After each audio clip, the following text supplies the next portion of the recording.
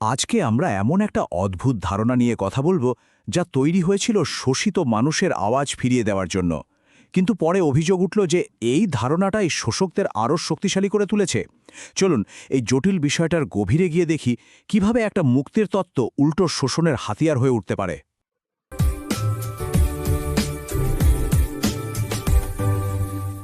তো আজকের আলোচনার একদম শুরুতেই এই প্রশ্নটা রাখা যাক, এমনটা কি আসলেই সম্ভব? একটা বিপ্লবী চিন্তা ঠিক তার উল্টো পথে কিভাবে হাঁটতে পারে? চলুন এই জটিল ধাঁধাটার প্রত্যেকটা স্তর খুলে দেখা যাক। দেখুন, গল্পের শুরুটা কিন্তু খুবই মহৎ একটা উদ্দেশ্য নিয়ে হয়েছিল। ৮০ দশকে ভারতে এক নতুন ধরনের ইতিহাস লেখার চেষ্টা শুরু হয়। লক্ষ্য ছিল তাদের কথা বলা, যাদের কথা ইতিহাসে এর আগে কোনোদিন লেখাই হয়নি।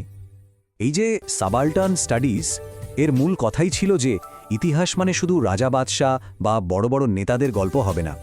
রণজিৎ গুহ, পার্থ চ্যাটার্জির মতো চিন্তাবিদরা বললেন ইতিহাস হতে হবে সাধারণ মানুষের, মানে কৃষক, শ্রমিক, নারী, যাদের বিদ্রোহ, সংস্কৃতি আর লড়াইকে এতদিন কেউ পাত্তাই দেয়নি, তাদের কথা বলতে হবে। আসল উদ্দেশ্য ছিল ইতিহাসকে সবার জন্য, মানে সত্যিকারের গণতান্ত্রিক করে তোলা। আর এই পুরো আন্দোলনের একেবারে কেন্দ্রে ছিল তাত্ত্বিক গায়ত্রী স্পিভাকের করা এই বিখ্যাত প্রশ্নটা। এর সহজ মানে হল, ক্ষমতার বৃত্তের বাইরে যারা আছে, যারা সত্যিই ক্ষমতাহীন, তাদের কথা কি আমরা আদৌ শুনতে পাই, নাকি তাদের নামে অন্য কেউ কথা বলে দিচ্ছে? এই একটা প্রশ্নই বুঝিয়ে দেয় যে আন্দোলনটা ঠিক কতটা গভীরে যেতে চেয়েছিল। কিন্তু এখানেই গল্পে একটা বড় টুইস্ট আসে। যে মহৎ তত্ত্বটা নিয়ে এত কথা, সেটা একটা অপ্রত্যাশিত দিকে মোড় নিতে শুরু করে। যা হওয়ার কথা ছিল না, ঠিক সেটাই হতে শুরু করলো। এই টাইমলাইনটা একটু খেয়াল করলেই কিন্তু ব্যাপারটা পরিষ্কার হয়ে যাবে। দেখুন, ৮০ দশকে ফোকাস ছিল অর্থনীতি আর শ্রেণী সংগ্রামের উপর, কিন্তু ৯০-এর দশকে এসে সেই ফোকাসটা ঘুরে গেল। তখন গুরুত্ব পেতে শুরু করলো সংস্কৃতি, ধর্ম আর পরিচয় রাজনীতি। আর এই বিশ্লেষণ বলছে এই যে কালচারাল টার্ন বা সাংস্কৃতিক বাকবদল, সব সমস্যার শুরু কিন্তু এখান থেকেই। মানে ব্যাপারটা কি দাঁড়ালো?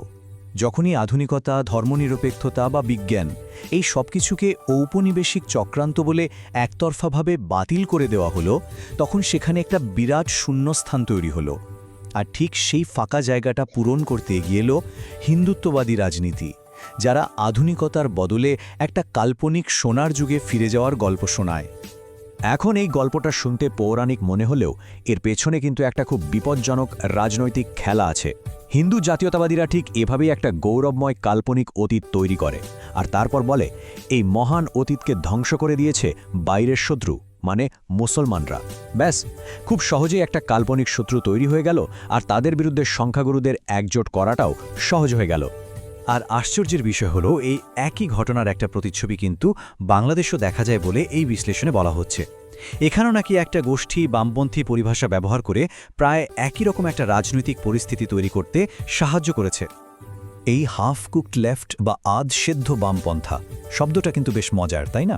ভাবুন তো, রান্না যেমন ঠিকমতো না হলে পেটের গণ্ডগোল হয়, ঠিক তেমনি মার্ক্সবাদের মূল ভিত্তি মানে শ্রেণী বিশ্লেষণ, সেটা বাদ দিয়ে শুধু সাংস্কৃতিক পরিচয় নিয়ে পড়ে থাকলে সেই তত্ত্ব বিপজ্জনক হয়ে ওঠে।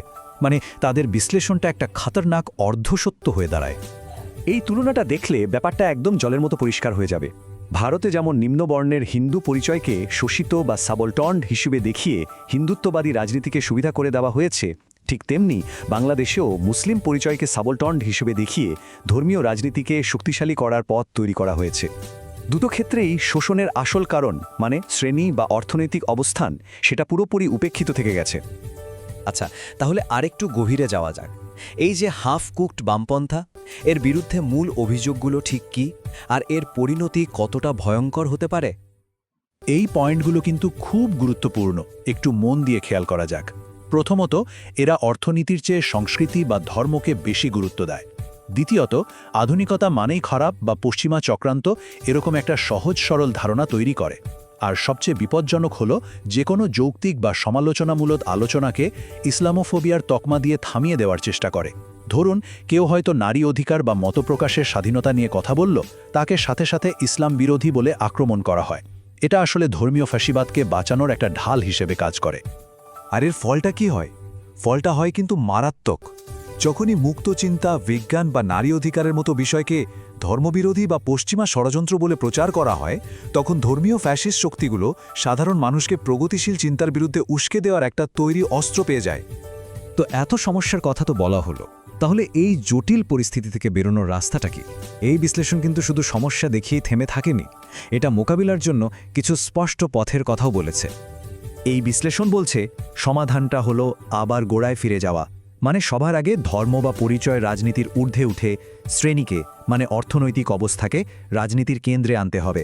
আধুনিকতাকে শত্রু না ভেবে বিজ্ঞান যুক্তি আর ধর্মনিরপেক্ষতাকে ফ্যাসিবাদের বিরুদ্ধে ঢাল হিসেবে ব্যবহার করতে হবে। মজুরি, ভূমির অধিকার বা পরিবেশের মতো আসল সমস্যাগুলো নিয়ে আন্দোলন করতে হবে। আর পুরাণের মিথ্যার জবাবে তুলে ধরতে হবে ইতিহাসের বৈজ্ঞানিক তথ্য। আর হ্যাঁ, সবশেষে সমস্ত ধর্মনিরপেক্ষ আর প্রগতিশীল শক্তিকে একজোট হতে হবে। আর এটাই কিন্তু আসল কথা, তাই না? একজন ধনী ফ্যাক্টরির মালিক আর একজন গরিব শ্রমিকের ধর্ম এক হতে পারে, কিন্তু তাদের অর্থনৈতিক স্বার্থ, তাদের জীবনের বাস্তবতা দুটো কিন্তু সম্পূর্ণ আলাদা। এই সহজ সত্যিটা একবার প্রতিষ্ঠা করা গেলেই পরিচয়ের রাজনীতির বিভেদকে পার করা সম্ভব। শেষ পর্যন্ত এই পুরো আলোচনাটা আমাদের সবার জন্য একটা বড় প্রশ্ন রেখে যায়। আমাদের রাজনৈতিক পরিচয় কি হবে, আমাদের পথ কোনটা হবে, সেই ভবিষ্যৎ ঠিক করার জন্য আমাদের নিজেদেরই এই প্রশ্নের উত্তর খুঁজতে হবে। আমরা আসলে কারা, আর আমাদের সত্যিকারের গন্তব্যই বা কোথায়?